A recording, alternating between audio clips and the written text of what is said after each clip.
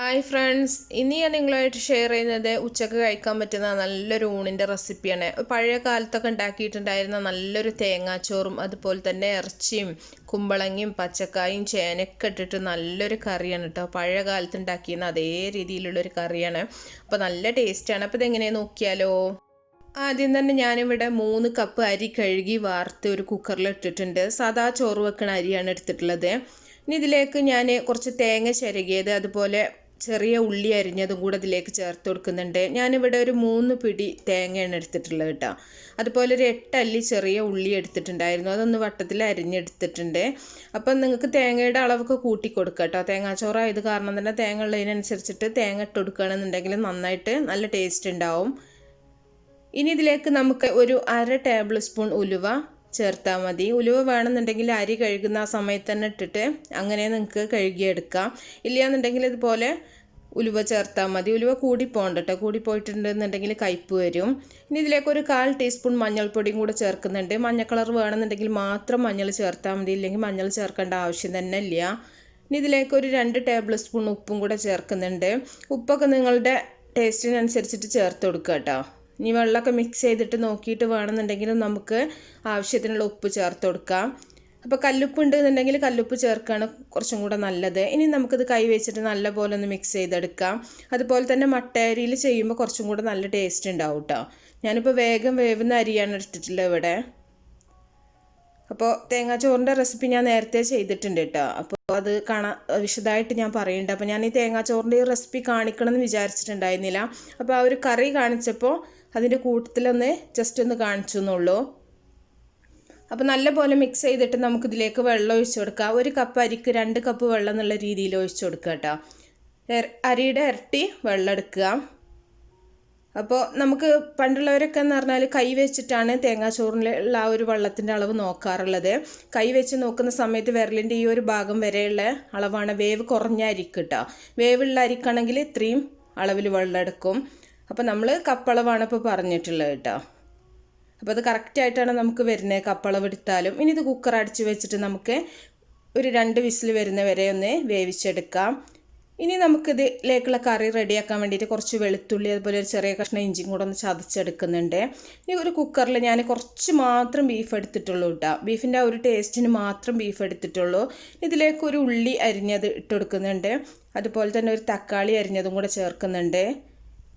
അപ്പോൾ നിങ്ങൾക്ക് വേണമെന്നുണ്ടെങ്കിൽ കൂടുതൽ ബീഫ് എടുക്കാം കേട്ടോ. ഞാനിവിടെ കറിയിലെ കഷ്ണങ്ങൾ അധികാരം കഴിക്കാറില്ല, അതുകൊണ്ട് തന്നെ ആ ബീഫിൻ്റെ ആ ഒരു ടേസ്റ്റിന് വേണ്ടി മാത്രം ബീഫ് എടുത്തിട്ടുള്ളൂ.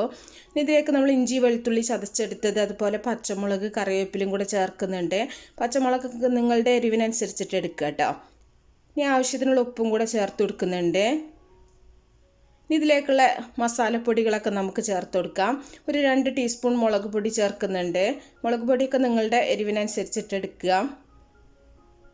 ഇനി ഒരു 1/2 ടീസ്പൂൺ മഞ്ഞൾപ്പൊടി അതുപോലെ ഒരു 1.5 ടേബിൾ സ്പൂൺ മല്ലിപ്പൊടിയും കൂടെ നമുക്ക് ചേർത്ത് കൊടുക്കാം.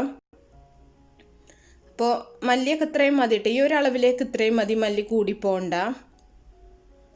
ഇനി ഇതിലേക്ക് നമുക്ക് വലിയ ജീരകം ഒന്ന് വറുത്ത് പൊടിച്ചതാണ്, പെരുംജീരകത്തിൻ്റെ പൊടി ഒരു 1/2 ടീസ്പൂൺ ചേർത്ത് കൊടുക്കുന്നുണ്ട്. അതുപോലെ ഒരു 1/2 ടീസ്പൂൺ ഗരം മസാലയും കൂടെ ചേർക്കുന്നുണ്ട് കേട്ടോ. അപ്പോൾ പെരുംജീരകമൊക്കെ നേരത്തെ നമ്മൾ പൊടിച്ച് വെക്കുകയാണെന്നുണ്ടെങ്കിൽ ഇതുപോലെ ഇറച്ചിയൊക്കെ ഉണ്ടാക്കുന്ന സമയത്ത് നമുക്ക് എപ്പോഴും ആവശ്യമായിട്ടുള്ള കാര്യമാണ്. അപ്പോൾ നല്ല പോലെ ഒന്ന് കൈ വെച്ചിട്ടൊന്ന് മിക്സ് ചെയ്തെടുക്കുന്നുണ്ട്. ഇതൊക്കെ നമ്മളൊരു സ്പൂണോ ഒരു തവിയൊക്കെ വെച്ചിട്ട് മിക്സ് ചെയ്യുന്നേക്കാളും നല്ലത് കൈ വെച്ചിട്ട് തന്നെ മിക്സ് ചെയ്യുകയാണ് കേട്ടോ. അപ്പോൾ മുളകിലൊക്കെ കൈയിടാൻ ഇതാണെന്നുള്ളവരാണെന്നുണ്ടെങ്കിൽ ഒരു ഗ്ലൗ ഇട്ടിട്ട് മിക്സ് ചെയ്തെടുത്താൽ മതി. ഇനി ഇതിലേക്ക് കുറച്ച് ആവശ്യത്തിന് വെള്ളം കൂടെ ഒഴിച്ചു കൊടുക്കുക. ഒരുപാട് വെള്ളം ഒഴിക്കണ്ട, കുറച്ച് വെള്ളം ഒഴിച്ചു കൊടുക്കാം. ഇപ്പോൾ ഒരുപാട് ലൂസായിട്ടുള്ള കറി വേണമെന്നുള്ളവരാണെന്നുണ്ടെങ്കിൽ കുറച്ചും കൂടെ വേണമെങ്കിൽ വെള്ളം ഒഴിച്ചു കൊടുക്കാം. ഞാനിവിടെ വളരെ കുറച്ച് വെള്ളം മാത്രമേ ഒഴിച്ചു കൊടുക്കുന്നുള്ളൂ. എന്നിട്ടൊന്നും കൂടെ ഒന്ന് മിക്സ് ചെയ്തെടുക്കുന്നുണ്ട്. അപ്പോൾ ബീഫൊക്കെ കൂടുതൽ വേണമെന്നുണ്ടെങ്കിൽ നിങ്ങൾ ബീഫ് കൂടുതലായിട്ട് എടുക്കുക കേട്ടോ. ഇനി ഇതിലേക്ക് നമ്മൾ ഉലുവ ചേർക്കാൻ മറന്നിട്ടുണ്ടായിരുന്നു. അപ്പോൾ ഒരു 1/4 ടീസ്പൂൺ ഉലുവയും കൂടെ നമുക്കിതിലേക്ക് ചേർത്ത് കൊടുക്കാം. അപ്പോൾ ഉലുവ ഇതിലും തന്നെ നമുക്ക് ഒരുപാടായി പോകണ്ട, എന്നാലും ഉലുവയുടെ ആ ഒരു ടേസ്റ്റ് എന്തായാലും വേണം. അപ്പോൾ ഉലുവയും കൂടെ ചേർത്തിട്ടുണ്ട്. ഇനി നമുക്കിത് കുക്കർ അടച്ച് വെച്ചിട്ട് നന്നായിട്ടൊന്ന് വേവിച്ചെടുക്കാം. മുഴുവനായിട്ട് വേവിക്കേണ്ട ആവശ്യമില്ല കേട്ടോ. ഒരു 3/4 വേവാകുന്നവരെ ഒന്ന് വെയിറ്റ് ചെയ്യാം. അപ്പോൾ നമ്മുടെ തേങ്ങാച്ചോറ് ഇവിടെ റെഡി ആയിട്ടുണ്ട്.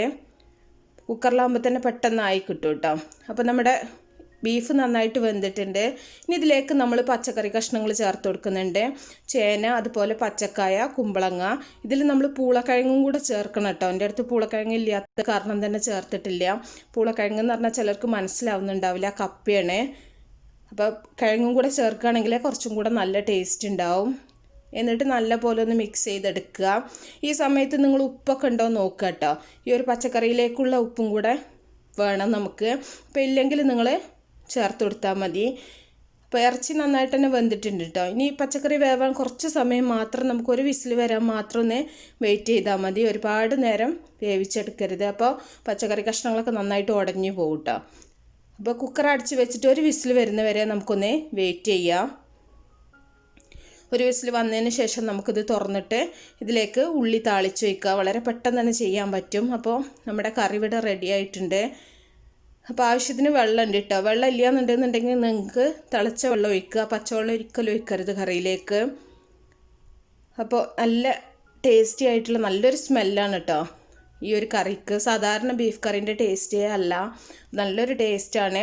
ഇനി ഇതിലേക്ക് നമുക്ക് ഉള്ളി, ചെറിയ ഉള്ളി, അതുപോലെ കറിവേപ്പിലും കൂടെ വെളിച്ചെണ്ണയിൽ തന്നെ താളിച്ചിട്ട് നമ്മൾ ഒഴിക്കണം. എന്നാലേ നമുക്ക് കറക്റ്റ് ടേസ്റ്റ് കിട്ടുള്ളൂ.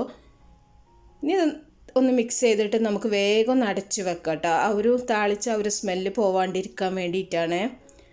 ഇനി ഇത് നിങ്ങൾക്ക് തേങ്ങാച്ചോറിൻ്റെ കൂടെ സൂപ്പറായിട്ട് കഴിക്കാൻ പറ്റുന്ന നല്ലൊരു കോമ്പിനേഷനാണ്. അപ്പോൾ ഈ ഒരു മഞ്ഞ തേങ്ങാച്ചോറും ഈ ഒരു കറിയും നമുക്കൊരു പഴയ കാലത്ത് ആ ഒരു ഫീല് കിട്ടും കേട്ടോ. പണ്ടൊക്കെ കഴിച്ചിട്ടുള്ളവരാണെങ്കിൽ തീർച്ചയായിട്ടും നിങ്ങൾക്ക് ആ ഒരു ഓർമ്മ എന്തായാലും ഉണ്ടാവും. അപ്പോൾ ഇതിൻ്റെ കൂടെ പ്രത്യേകിച്ച് ഉപ്പേരിയുടെ ഒന്നും ആവശ്യമില്ല കേട്ടോ. ഈ ഒരു കറിയും അതുപോലെ തന്നെ ഒരു പപ്പടും ഉള്ളി സുർക്കി ഉണ്ടായാലും നമുക്ക് സൂപ്പറായിട്ട് കഴിക്കാൻ പറ്റും. അപ്പോൾ ഒരു ദിവസമെങ്കിലും ഉച്ചഭക്ഷണമായിട്ട് നിങ്ങളിത് ഉണ്ടാക്കി നോക്കുക. അപ്പോൾ ഇറച്ചിയൊക്കെ വളരെ കുറച്ച് മതി കേട്ടോ. നമുക്ക് ഇറച്ചിയുടെ ആ ഒരു ടേസ്റ്റിന് മാത്രം മതി, ഒരുപാട് കഷ്ണങ്ങളുടെ ഒന്നും ആവശ്യമില്ല. അപ്പോൾ എല്ലാവരും ഉണ്ടാക്കി നോക്കുന്ന സമയത്ത് നിങ്ങളുടെ അഭിപ്രായങ്ങളൊക്കെ അറിയിക്കുക. അപ്പോൾ ഇഷ്ടപ്പെട്ടാൽ തീർച്ചയായിട്ടും ലൈക്ക് ചെയ്യുക, അതുപോലെ ഷെയർ ചെയ്യുക. അപ്പോൾ നല്ല റെസിപ്പികളൊക്കെ ആയിട്ട് നമുക്ക് അടുത്തൊരു വീഡിയോയിൽ കാണാം. ഓക്കേ.